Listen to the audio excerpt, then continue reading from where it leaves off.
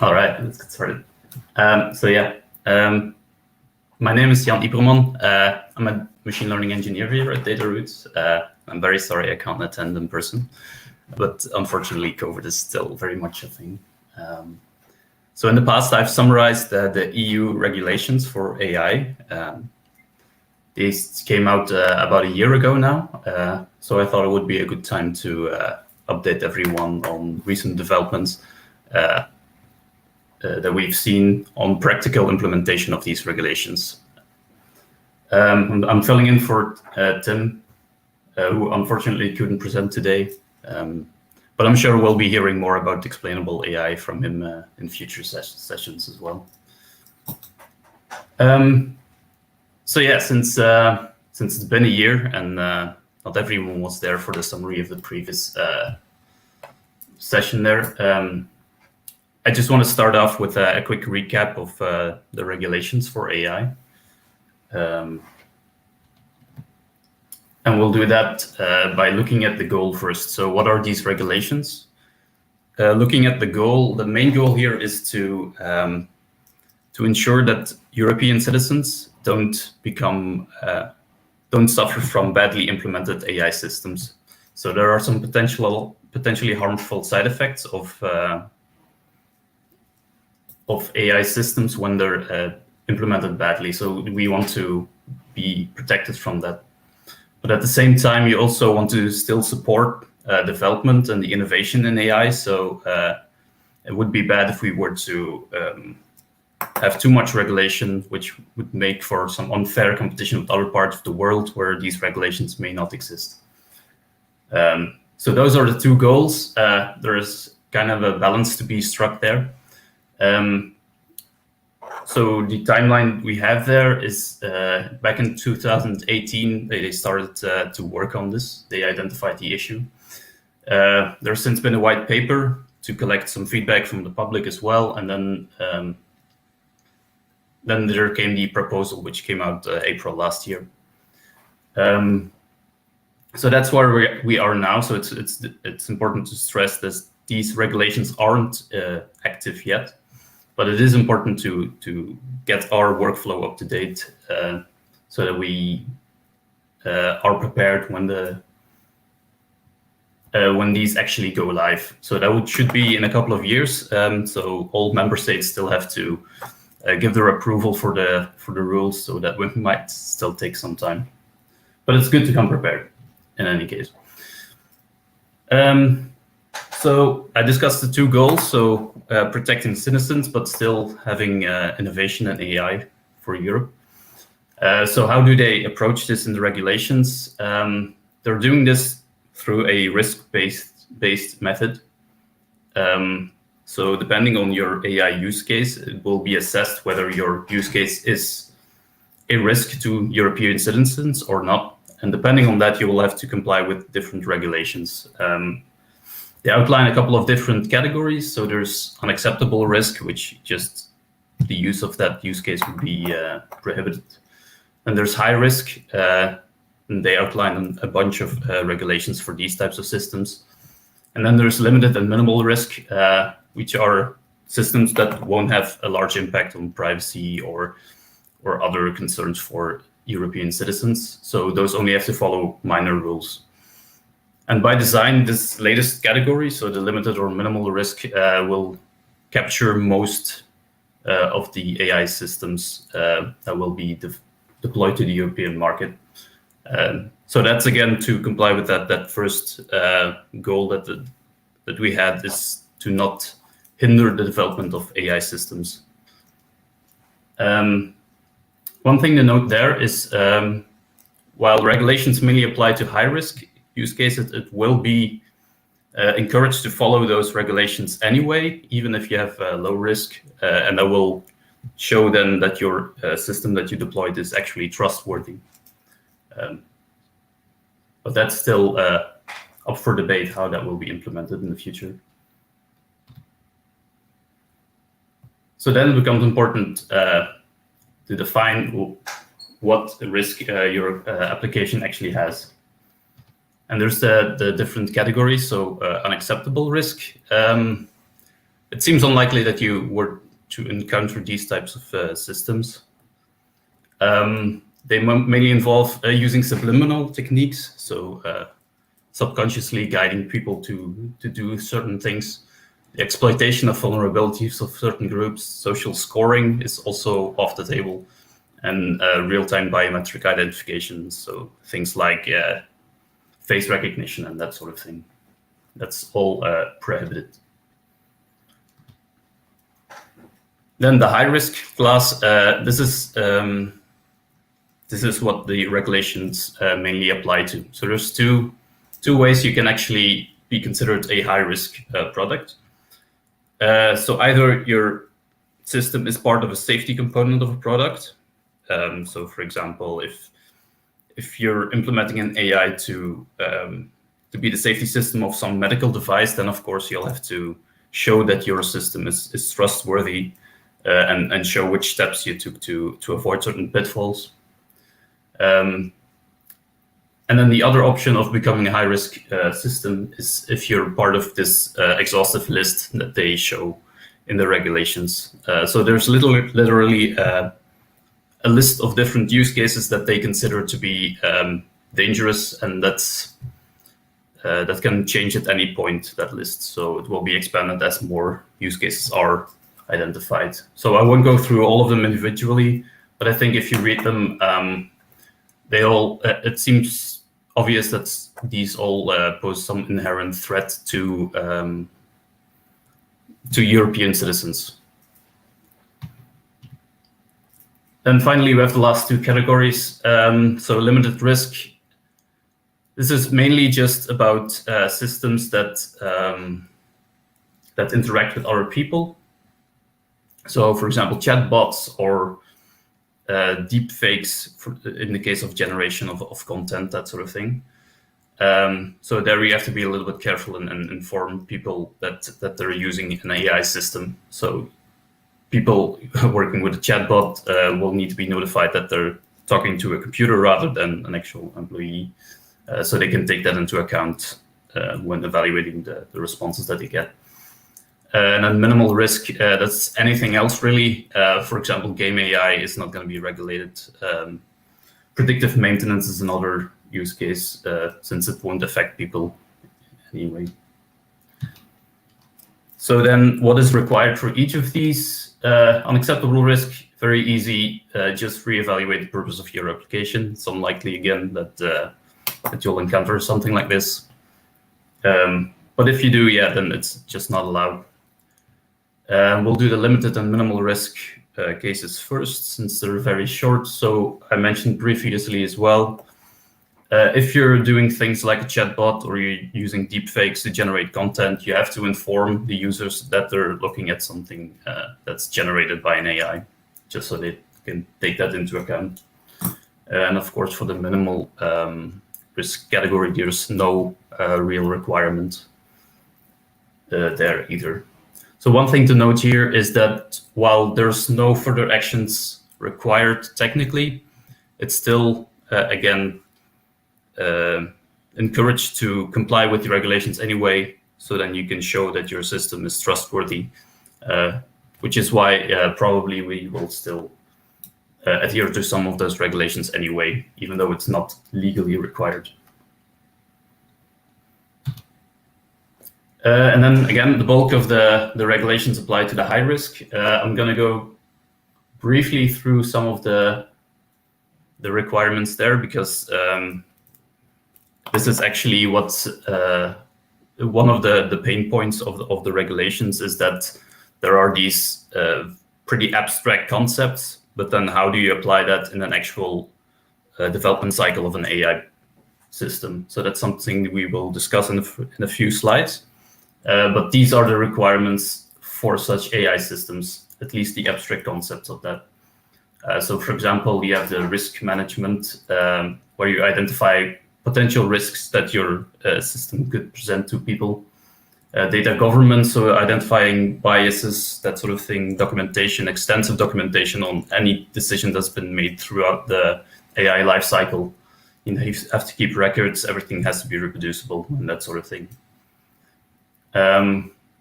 Luckily, there is a large overlap with existing best practices for AI development. So at DataRoots, we already have certain standards we adhere to.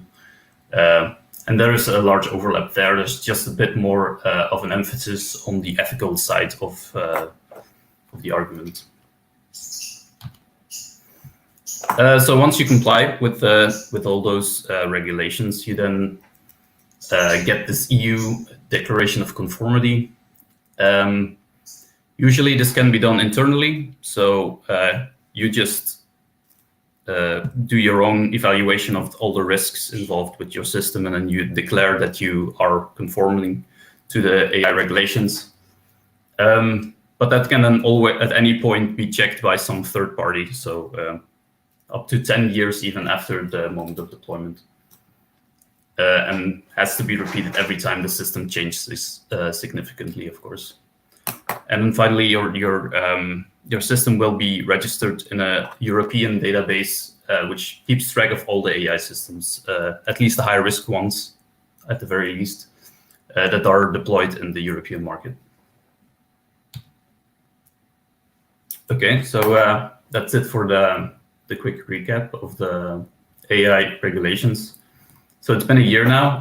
So let's see what happened, what the next steps are for these regulations. So we ourselves noticed when going through the proposals that indeed there's all these concepts outlined and requirements for the AI system. These can be fairly abstract, vague at points. So there's this gap between all these regulations, and then how do you actually implement them in practice? So at the moment, there were no incentives nor any tools to translate these principles into best practices. There were some suggestions from different companies on how you could approach this, but nothing really overarching that you could follow so you could then comply with the regulations. So ideally what we would have is just a procedure that you could follow, just a checklist or something. And if you go through all the steps, then in the end you have a compliant AI system. So that's what we were looking for. And indeed for DataRoots, we made such a summary ourselves, but we ran into some of these issues as well of vague concepts. But then last March, CAPI was introduced.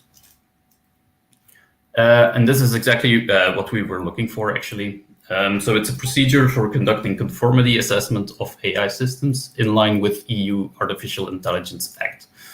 And it stands for Conformity Assessment Procedure for AI. And this makes our task very easy. So the goal here is to provide a practical procedure to follow, rather than just a number of regulations that you need to follow, which are more or less vaguely defined. And this was presented by the University of Oxford and the University of Bologna, and I'm sure Vitali can correct my pronunciation there. So basically, this is a 90-page document outlining a procedure, best practices of how you can implement your AI system to then be compliant with EU regulations. And they're doing this based on embedding ethics assessments in every step of the development cycle.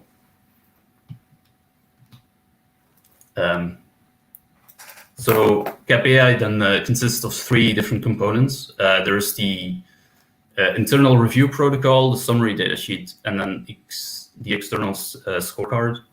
And we'll go over these separately in the next few slides. But this is, if you go through the full procedure, this is what you end up with. So first off, the internal review protocol. Unfortunately, there's not enough time to go through the full protocol in the few minutes, in the 20 minutes that we have.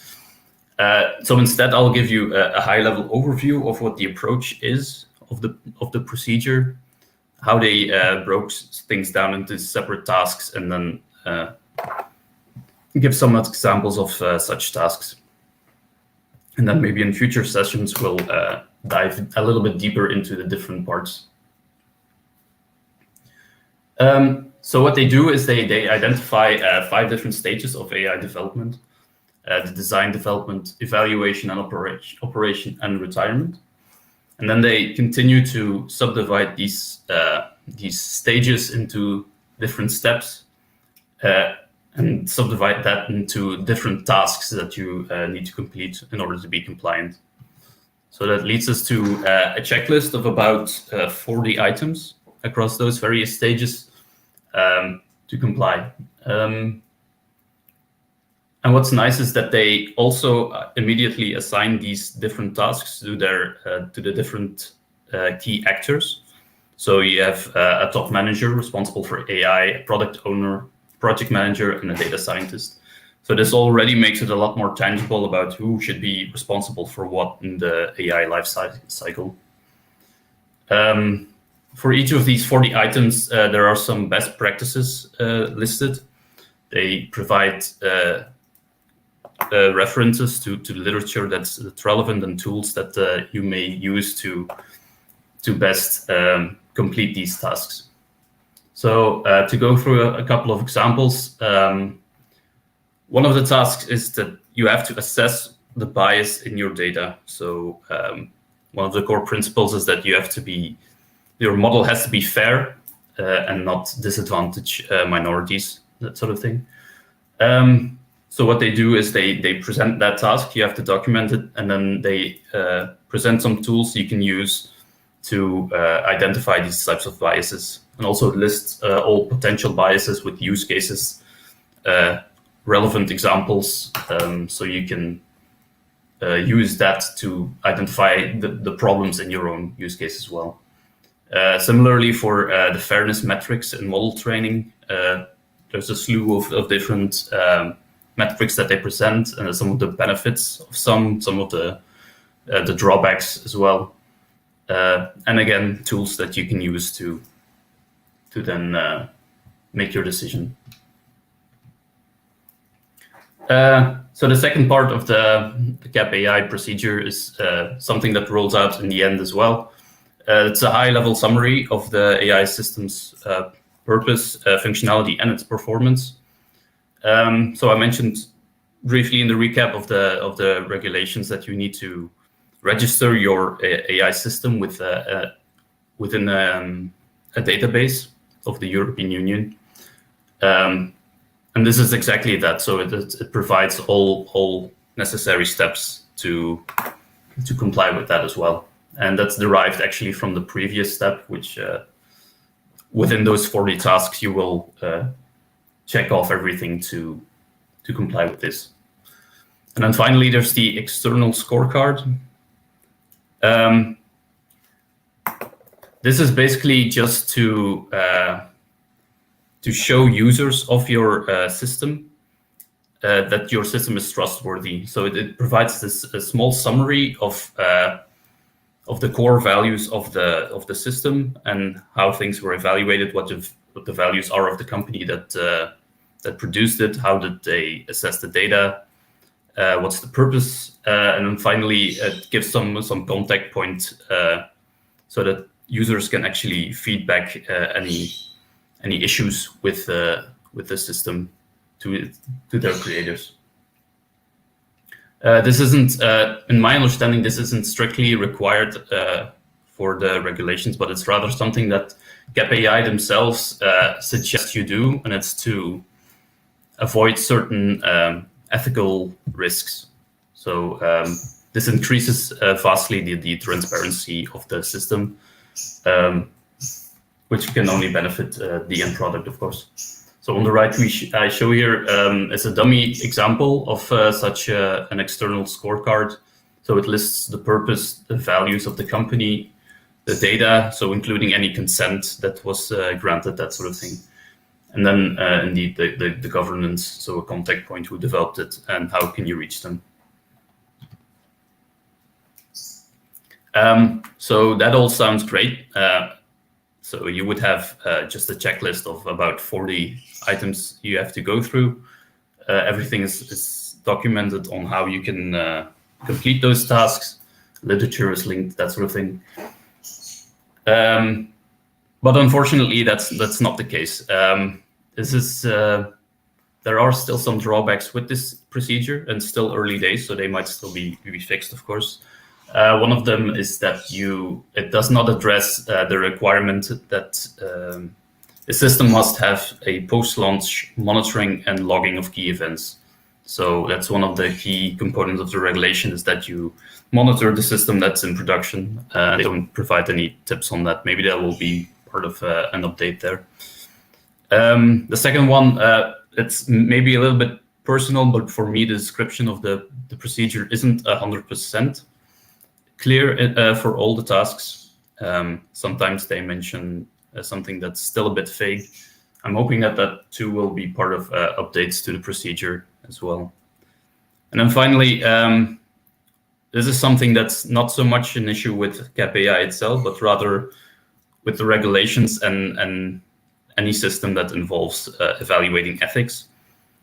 So one of the requirements is that your model is fair. But of course, there's whole research fields on how to evaluate that. You have fairness metrics defined, but those can even be conflict with each other, and they will require some trade-offs. For example, you have equality of outcome or equality of opportunity, and those might conflict with one another, and it will depend on your use case which metric you will be using. So it becomes then very hard to just provide a easy to follow protocol which you can then just blindly follow and come up with something that complies with regulation, because some of these are still a bit subjective. So ethics, the main issue there is that it's impossible to codify that 100%, because even us humans don't even have all the answers there.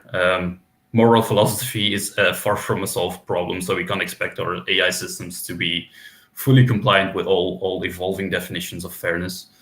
Instead, CAPI just takes a more realistic approach of providing all the information, the different sides of the arguments, and then some tools that allow you to assess this fairness. And then you will still have to make some of your own decisions, of course. They also argue that so these systems should probably not be held to a higher standard than the people, their human counterparts. So it's better to just compare performance with humans, and just see if they perform better than that, and try your best to have a model that's as fair as possible. So that it's, in the end, if you get audited, then at least your position is you can construct your reasoning of how you approached all these topics, and then you can defend yourself in such a case. But again, that's not an issue with CAPI. It's just something general. So then we'll move to the key takeaways. So if you're going to take anything out of this presentation, here are the main points. So first off, the European Union regulations for AI are very likely here to stay. It could still be that some member states request changes, but typically these will go through in a couple of years. Regulations mainly apply to the high-risk AI systems. So again, you have this goal of not hindering the development of AI systems in Europe. So the regulations mainly target those high-risk systems. But then for us, probably we'll want to comply on a voluntary basis, even if we're not a high-risk system, because that will demonstrate trustworthy AI. So then recent developments, there's now procedures coming into place which allow companies to in a more practical way implement these regulations. We consider it CAPI, but likely there will be more procedures popping up, and then what will converge on a single procedure, as best practices usually do. So essentially, CAPI provides an outline of best practices in AI development. with the added benefit of incorporating these ethical considerations in every step individually. Luckily for us, there's already a large overlap with the best practices that we have. So the transition for us will be rather smooth, I expect. And then finally, ethics are hard to codify. So there's still some challenges there for the regulations on how do you evaluate whether your model is fair. Currently, that's specified in the regulations on a pretty vague terms. But we'll see developments for that in the coming years as well, I suspect. Okay, so that's it for my summary of the recent developments in the regulations for AI. And I'll now do my best to answer any questions if there's any.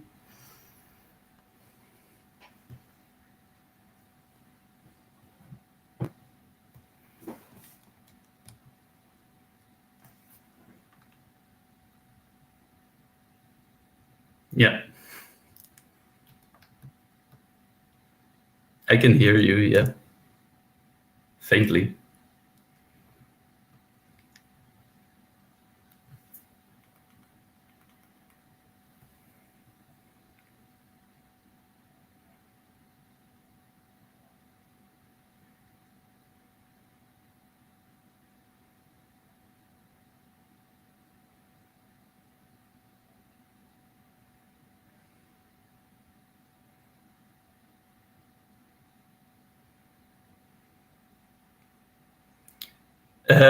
Yeah, so you will have to go through the same risk assessment. So indeed, I've been wondering this as well for certain marketing campaigns and that sort of thing. I think indeed you will have to specify that you're using an AI system, but depending on how big the impact can be, it will be required to go to the high risk category as well. I'm guessing for something like just a marketing campaign, it shouldn't be too much of an issue. I think if you're going to generate the text in your marketing campaign, then probably you will still have to let the user know that you're doing that. But I'm not 100% sure. This wasn't explicitly mentioned in the regulations.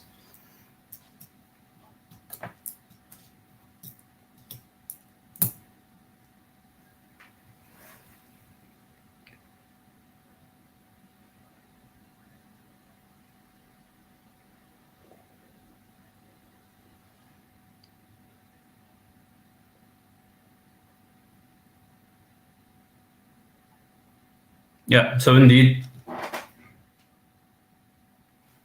Yeah, so this is indeed just based on your own assessment. So there isn't, so the government you won't have to ask the government every time which category your system falls into. You just follow the guidelines to make that assessment yourself, and then you show your compliance in the end, and then you can be audited at any point. So if you make the wrong assessment, then yeah, you will have to account for that. But not every system will be individually checked by the government.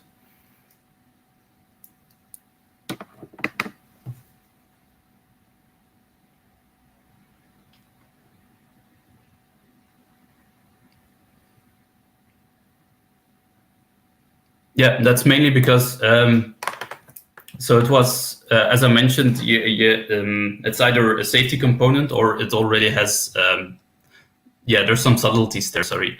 So to be high risk, you either are a safety component or you already have regulations existing for your particular use case. So in that case, so for financial institutions, there's already a bunch of regulations.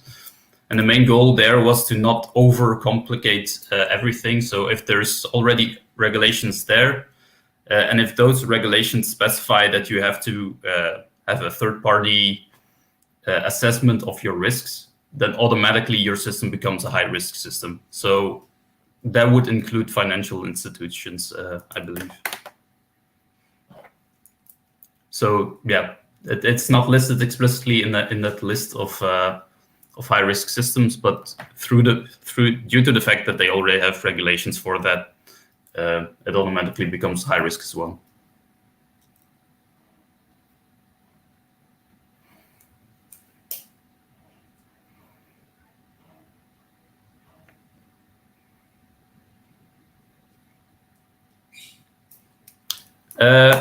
Yes, indeed. So that's something I wondered myself as well, actually. I think what they're going for is that you can't actually fully automate something like that. And it's mostly subliminal applications where you use subliminal techniques which then lead to harm to that person. So indeed, I think you can still use those techniques to convince them to buy something, but you can't convince them to join a particular or follow a particular political party or something like that, I believe. So I think marketing would largely be excluded from that. But again, we'll have to see how the eventual regulations look like. I'm guessing those will be added to high-risk applications if there were to be a problem with that. But again, it's mainly for physical harm or psychological harm done to people.